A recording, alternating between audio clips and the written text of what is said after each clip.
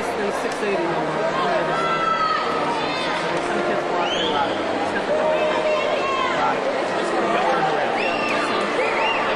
He's looking for him. I know. He's going to wait till he gets closer.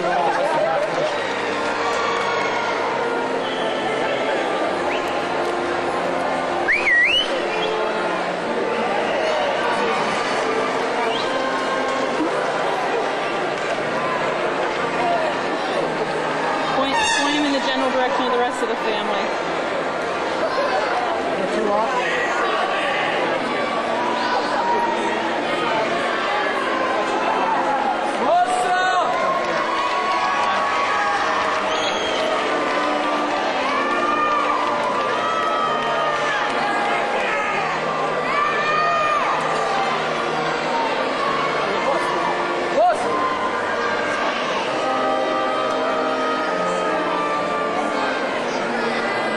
He found him.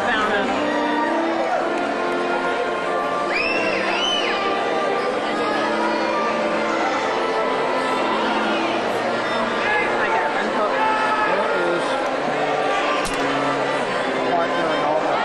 Sparky, I don't know. We'll have to find him.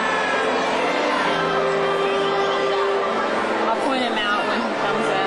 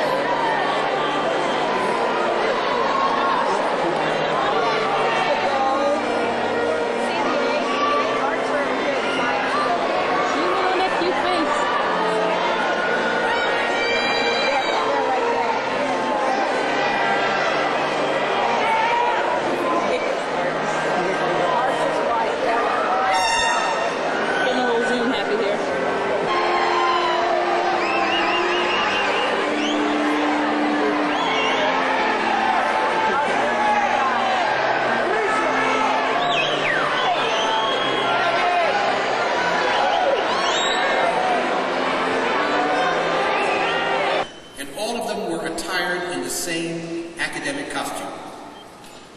Similar caps and gowns were worn in the universities of the Middle Ages to keep the scholars warm in the days before central heating. But even then, the purpose of the academic hood was more ceremonial. It was a mark of status. And today it remains a part of the symbolism. The color of our students' hood denotes the college. Green and gray are Loyola's colors. And the discipline of their major. White for arts, gold for science, light brown for business. In the procession, the students carried their hoods on their arms. Later in the program, the deans will present the graduates as candidates for their degrees, and they will be asked to put on their hoods. The ceremony will be complete when the president, by the power invested in him, accepts the candidates and officially confers their degrees. Fully attired then, like their teachers, the students will graduate into the community of scholars. Another ritual of graduation is the presentation of awards and honorary degrees to men and women in the community whose lives are intended to be the final lesson of our students' graduation. We turn now to the presentation of the Milch Award.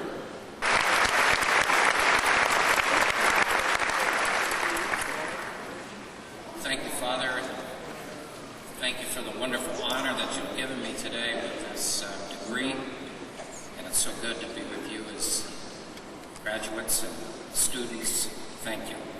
Let me begin by thanking Dr. Shai and Father Ridley, members of the faculty, distinguished honorees, parents, friends, my fellow graduates, all of the many people that make up the Loyola College community.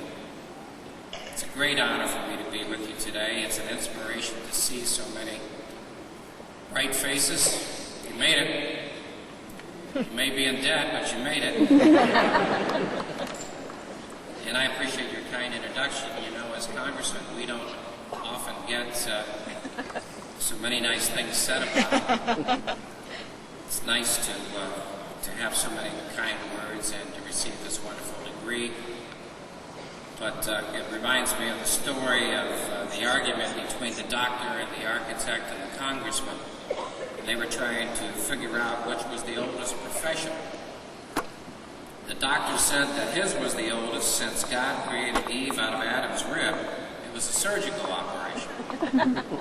The architect said, my profession is the oldest since God, just like any architect, created the world out of chaos. Congressman said, who do you think created the chaos? It's been more than 30 years since I sat where you sit today. And as I thought about my remarks for today, I tried to recall the essence of the commencement address at my graduation. I can't remember a word that was said, or even who the speaker was. And it's humbling to think my remarks may leave such a lasting impression. What I do remember about my commencement, though, is what I hope that you will take away from this day. First, that you are celebrating a real achievement. It's one that remains uncommon in our country. And second, that today marks not an end, but a beginning, the commencement of a life that can be just about anything that you choose.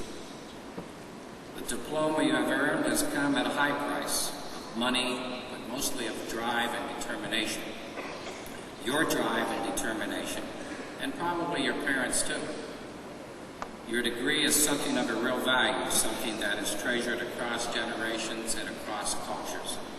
It is something that will set you apart wherever you go in the world. I hope it will remind you that you can persevere, that you are smart and curious, and that you're privileged. We talk a lot about how important education is, especially in the Congress of the United States, but the fact is that just 1 American in 5 have sat where you sit today. Congratulations. As you leave this wonderful college, you are taking something with you besides a terrific education, and what I hope have been very good memories. You are taking with you a grounding in faith, and your experience at a college with one of the best reputations for community service in our nation. And that's exciting for me to know that, because I hadn't realized that this college stressed so much community service. Exciting to hear the numbers of you that are giving at least a year or two of your life to this service. Both of these will serve you well, your faith and your community service, and along with your education, I hope that will give your life purpose and peace. I especially hope that you will draw on your faith and bring it into your day-to-day life. My faith to me has been a source of love and inspiration, and it's been a beacon to me. I wished I could say that I had faith all my life, but I had to go to the Congress of the United States really to find it. I didn't put a lot of stock in faith, and it's not that I didn't have respect for it, it's just that I didn't have time for it. And I found myself missing something. I didn't believe that that one could function as society and love God. And I found that in my effort to serve in the Congress or to be a father and a husband, that even though I was successful as a business person or as a congressman, I found that I wasn't really very successful in the other areas. I was empty, and I was pretty much into myself, and I would say somewhat selfish. So I think a lot of positions are like that. I don't think there's any question about that. In so many ways, faith has guided me in the work that I try to do in the Congress, outside of trying to take care of my area in Ohio. The one thing that I concentrate second on is humanitarian work, and I've dedicated my life to it. And it probably started in the Peace Corps, but it really started when my faith began to be very real to me after traveling to Ethiopia and seeing one morning 25 children die of malnutrition during the Great Famine in the early 1980s. I was staggered by the tremendous number of people that are suffering. There were 50,000 people on the plateau. There was no health workers, there was no food, there was no medicine. There was nobody there really to help in any professional way. And people were just kind of laying around because they couldn't move. They were so malnourished, and they would just like die about every. Sometimes it hasn't necessarily made me very popular, but it's given me a strength that public opinion can't match. And I remember a few years back, I was chairman of the Select Committee on Hunger, and it was very, our committee was the smallest committee in the House of Representatives, but we were called by the New York Times the conscience of the Congress, because any awards that were ever handed out for the work that was being done in domestic work or international work would go to our committee. Not everybody in the university, of course, but a few. And then the press began to write in a very good way about it, whether it was on the right or left. They didn't look at it as a cynical manipulation. They looked at it as a good thing. Honor your achievement. I wish you the best. God bless you.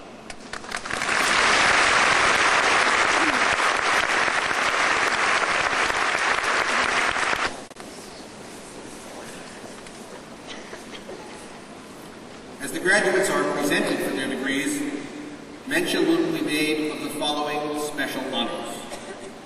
Cum laude, for an average of 3.5 or above on a 4-point scale. Magna cum laude, for an average of 3.7 or above.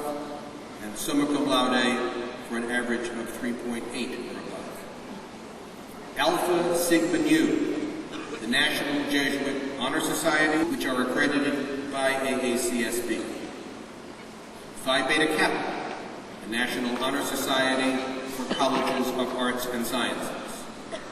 Who's Who? Elizabeth Daniel, summa cum laude, Phi Beta Kappa Honors Program.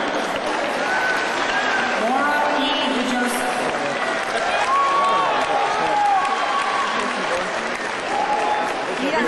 Anthony Desmond, who's magna cum laude. Katika Dillon, Alpha Sigma Nu, cum laude. Dennis R. Beta Kappa Honors Program. George Michael Hall. Karina May Hathaway, cum laude. Martha Marie Hopkins. Madeline Flyman Memorial Award for Chemistry. Oh, that's okay. Brennan Daniel Thomas Kelly, Alpha Sigma Nu, summa cum laude, Phi Beta Kappa Honors Program. Eric Lundgren.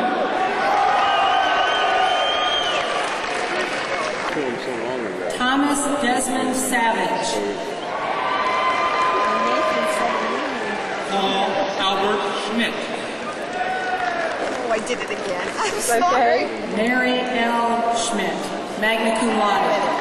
Took a few places, but other than that. Allison Shinners. We just saw Dr. J.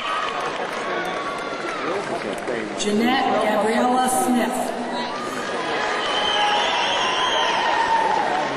Richard David Spiegler II. Jonathan Owen Squire.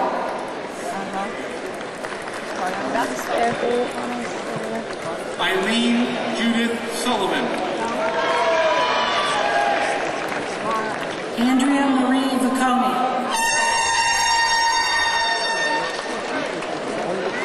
Erica Ann Wall, cum laude. April Marie Vildosh, cum laude. Bin Wu. Aaron Lay Wildy, who's who.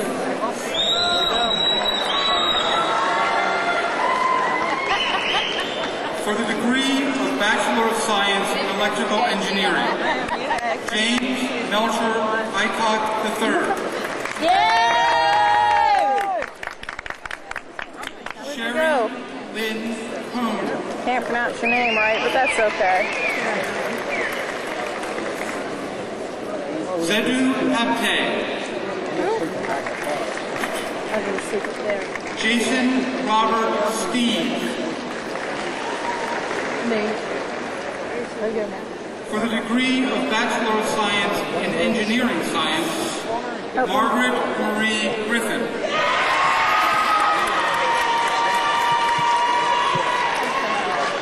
Brian Michael McNulty. Yay, Sparky! For the degree of Bachelor of Business Administration, Christopher James Abrams.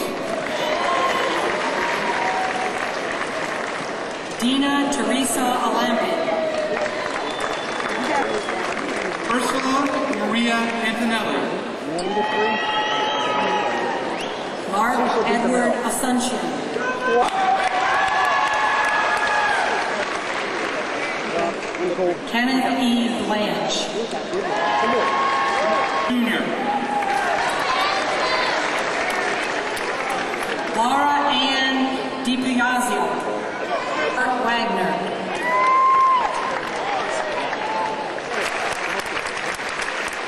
Stephanie Rose Lois, summa cum laude, Phi Beta Kappa, Honors Program, Carroll Biology Medal. Phi Beta Kappa, Honors. Jennifer Lee Taylor, magna cum laude, the Education Medal.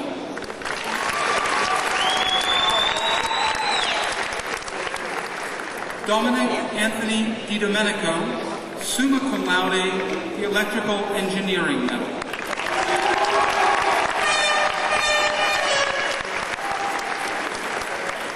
Natalie Mary Pyle, magna cum laude, the Carroll English Medal.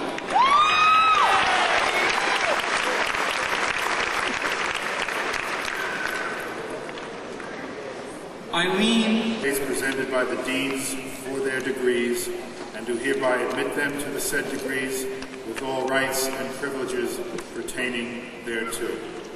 So gentlemen and ladies, we congratulate you all.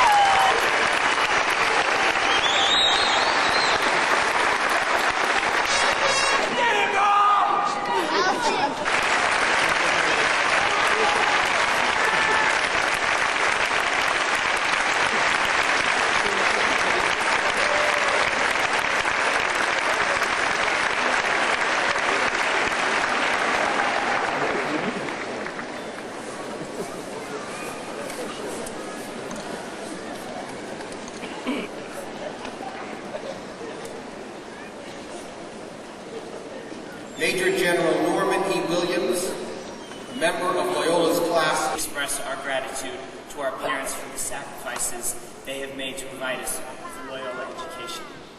We thank you for the gift of life we thank you for the unconditional love and support you have given to us over the last 2 decades. We are grateful to Father Ridley and all the members of the Jesuit community, the men who wear the Roman collar and are followers of Ignatius. We acknowledge and are thankful for the sacrifices they have made in their personal lives to become Jesuit priests. We thank them for celebrating the sacraments and for teaching us the importance of being men and women for others.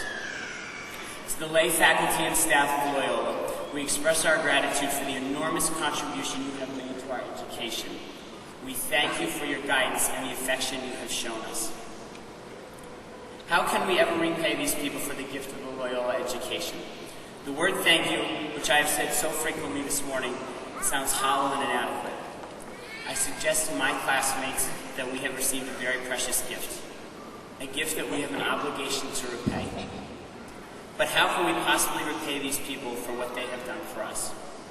I suggest there are 2 ways. The first is through our advocacy of Loyola, our continuing involvement in the life of the college as alumni who helped to spread the reputation of this outstanding place. By example and by deed, we represent our alma mater to others. In a sense, this advocacy has already begun. I'm pleased to report that 3 out of every 4 graduates in this room today are participating in the senior class gift campaign to support campus improvement. This is representing over $21,000 in gifts and pledges. Many people think that the class gift is about money, but it's much more than that. It's a committee of 25 volunteers who work together to organize the campaign. It's 500 people who pledge their support. It's the beginning of a lifelong relationship with Loyola that will help the institution to serve our future generations. It's the first step in advocating the benefits of a Loyola education. The second step, if we are fortunate to have children of our own, I ask the class to make the same sacrifices our parents made to provide us with a Jesuit education. We should be willing to make whatever sacrifices are necessary to give them this gift. If we are willing to do this, then the circle of thanksgiving will be complete. We will have repaid the debt we owe to our parents and to the Jesuits and to the lay faculty of Loyola. We will have taken the gift of a Jesuit education and passed it on. We will have lived the legacy of a Loyola education. We will have accepted strong truths, lived them well, and passed them on to the next generation. In closing, I have one more thanks to offer. I would like to thank my classmates for the honor that they have bestowed upon me. I thank you for the privilege of being your class president. And I also thank my 6 representatives down in the row. You guys have been fantastic this year. I can't thank you enough.